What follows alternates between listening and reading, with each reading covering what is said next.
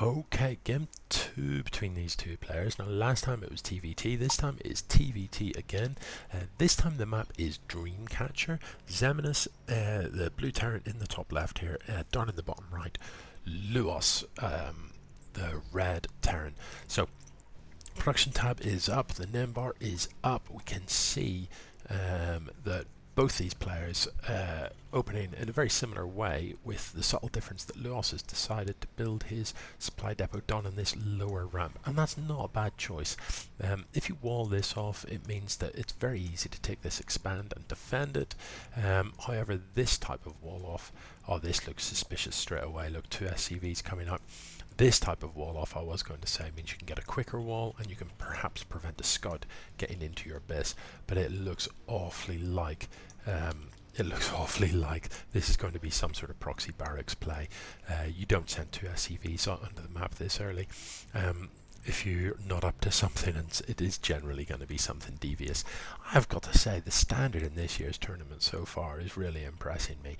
I mean, these two players, for a noob tournament, you know, the plays I'm seeing out of people is really, I'm excited about this year. I think this is going to be the best Scraft year ever. You know, already I'm seeing proxy racks and stuff, and it's only round 1.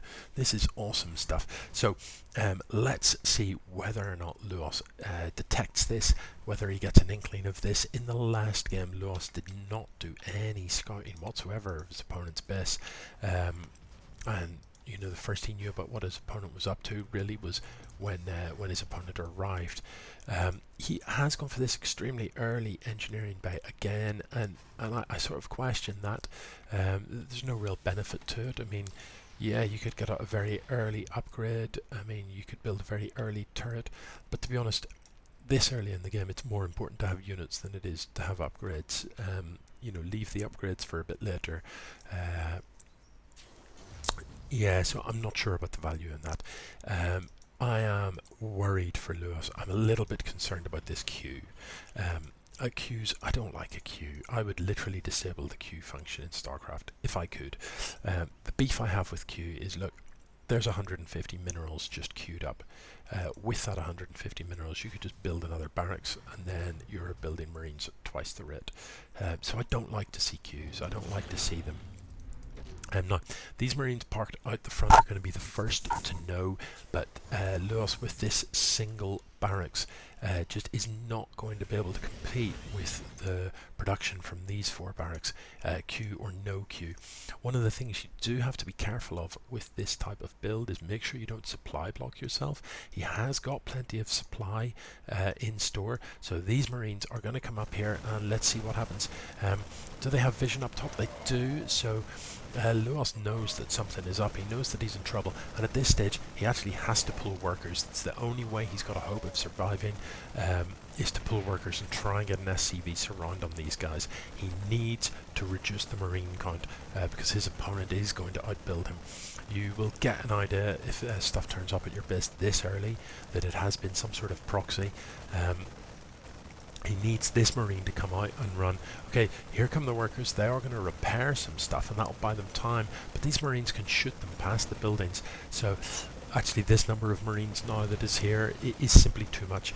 The surround sort of needed, I don't know about this, the surround needed to happen before these marines were in this sort of number.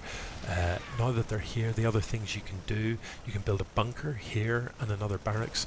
You can rally this barracks to that bunker, so that as the marines come out, they're getting straight into a bunker, and then by the time these guys break through, your bunker's finished, and you can have your SCVs repairing it so that it has a chance of withstanding this. This is a very, very potent cheese from Xeminus. This is full strength cheddar, and it has very much worked. Rip indeed. So yeah, GG, you know, a practiced build. He's obviously tried that out. He knows the timing. You send your workers across the map, and you can do devastating amounts of damage.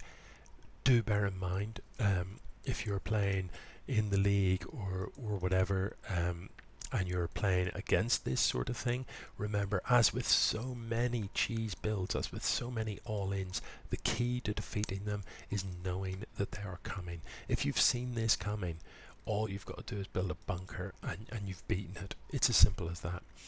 If you don't know it's coming, you die to it. It might be worth checking out.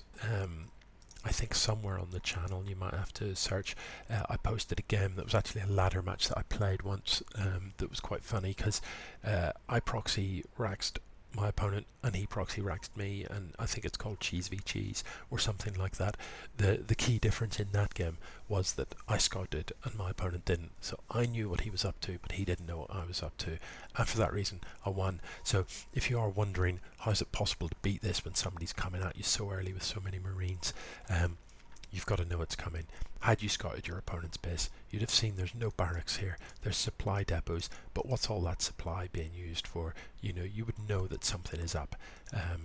So straight away, as soon as you detect that, as soon as you catch a whiff of that, you build the bunker, you slap a bunker down here, possibly two, and you rally your Marines straight into it. You get SCVs surrounding it so that they can repair the bunker. You know, Marines in a bunker that's being repaired will be able to fight all day long against a gang of Marines like this, especially when these have no stim and no combat shield. So, GG, Xeminus goes 2-0 up, and Xeminus looking reasonably polished, but I have to say, you know, Louos wasn't doing a great deal of stuff wrong. He did look like he knew what he was building, he looked like he was getting involved in the game. My criticism would be that he did not scout in either of those games, but apart from that, I think things are shaping up nicely for a very competitive round one. GG.